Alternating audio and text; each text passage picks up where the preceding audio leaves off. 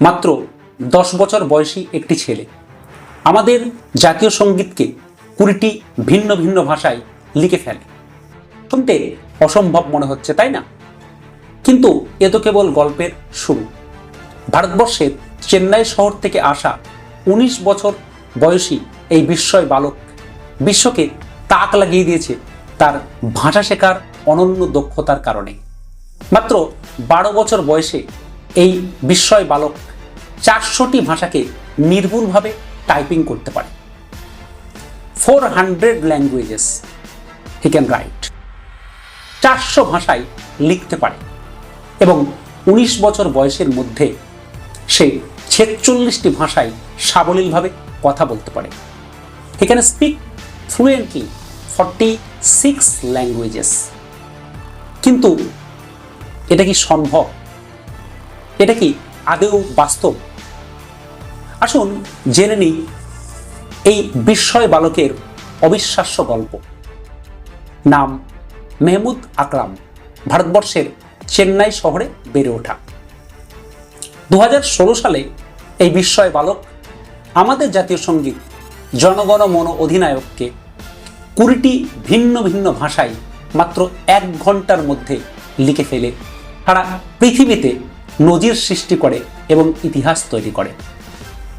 কোথাও একটুও ভুল ছিল না, নির্ভুল টাইপিং। কোথাও সে একবারের জন্য থামেনি। অসাধারণ ভাষা দক্ষতা, অসাধারণ ভাষার জ্ঞান। যেখানে সাধারণ শিশুরা একটিমাত্র ভাষা শিখতে গিয়ে রীতিমতো সংগ্রাম করে এবং হিমশিম খায়, সেখানে মাত্র 12 বছর বয়সে মেহমুদ আকরাম 400টি ভাষাকে রপ্ত করে ফেলে। এটা কিভাবে সম্ভব হলো? মেহমুদ আকরামের ভাষা পাঠের যাত্রায় তার বাবা সিলভি মুজিবপ্রিয়ানের ভূমিকা ভীষণ গুরুত্বপূর্ণ। সিলভি মুজিবপ্রিয়ান 16টি ভাষায় লিখতে এবং পড়তে জানতেন। বাবার হাত ধরে মাত্র 4 বছর বয়সে মেহমুদ আকরামের ভাষায় হাতেখড়ি হয়। বিশেষজ্ঞদের দাবি, আমরা যখন নতুন ভাষা শিখি তখন শব্দ মুখস্থ করি, কিন্তু মেহমুদ সে ভাষার প্যাটার্ন বা ধরন বোঝার চেষ্টা করে এবং সে খুব সহজেই ভাষার প্যাটার্ন এবং ধরন বুঝে ফেলে। সমস্ত ভাষাগুলির মধ্যে একটা কানেকশন বা সংযোগ দেখতে পাই, যেটা আমরা সাধারণত দেখতে পাই না। মেহমুদ আকরাম ভাষা শেখার প্রচলিত যে পদ্ধতি সেটাকে সে অনুসরণ করেনি। সে মস্তিষ্ককে অন্যভাবে কাজে লাগায় এবং ট্রেনিং করতে থাকে। সে মুখস্থ করার পরিবর্তে ভাষার কাঠামো বোঝে এবং সংযোগগুলিকে মেলানোর চেষ্টা করে। ধরুন একটি সাধারণ শব্দ মা। বিশ্বের প্রায় সব ভাষাতেই এই শব্দের উচ্চারণ প্রায় একই রকমের। বাংলাতে মা, ইংরাজিতে মাদার, হিন্দিতে মাতা, সংস্কৃতে জননী, ফরাসিতে মায়ের, স্পেনিশে মাদ্রে, জার্মানিতে মুটার, চীনাতে বা চায়নাতে মুচিন।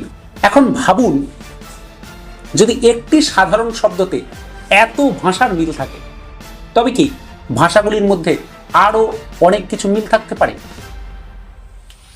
হ্যাঁ, ঠিক এইভাবেই মেহমুদ আকরাম ভাষার কাঠামো এবং মিলগুলিকে বা কানেকশনগুলিকে খুব সহজেই শনাক্ত করে এবং দ্রুত ভাষাগুলিকে রপ্ত করে ফেলে।